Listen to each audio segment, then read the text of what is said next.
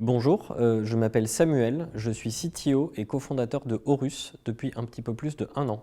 Au niveau du langage de programmation, on utilise TypeScript, ce qui nous permet d'avoir une stack complètement typée statiquement des interactions avec la base de données au contrôleur en passant par l'API qu'on expose à notre front-end. Notre front-end est en React, lui aussi complètement typé avec TypeScript.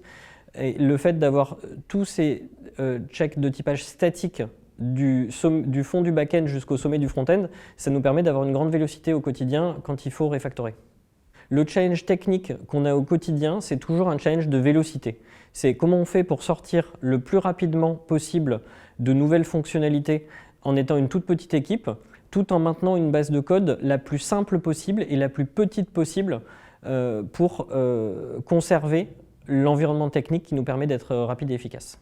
Chez Horus, le travail du développeur est assez diversifié puisqu'il y a en permanence un projet principal qui est le projet du moment et différentes tâches qui arrivent de plusieurs sources différentes. Le projet principal est géré par un développeur, donc quand c'est lui qui a le leadership du projet, il va du coup s'occuper de découper le projet en tâches, de discuter des besoins, de discuter de la priorisation des différents objectifs avec le reste de l'entreprise.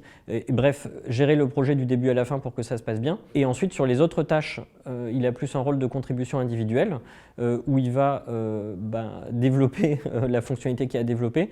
Mais par contre, sur tout ce qui est en dehors du projet, les tâches n'arrivent pas avec une spécification exhaustive qui va dans les moindres détails. Elles arrivent plutôt comme un problème métier à résoudre.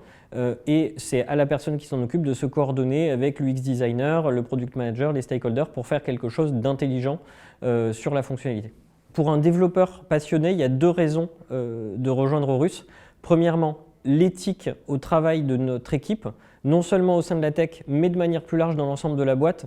Il y a un très grand niveau de confiance entre tous les membres. On est tous là pour faire réussir Horus. On n'a pas de honte à dire ce qui est difficile, on partage, on s'entraide tout le temps.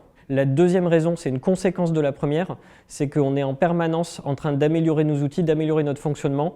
Il n'y a pas de dogme, il n'y a pas de règles pour des règles. On fait que des choses qu'on pense intelligentes et on essaye toujours de s'améliorer.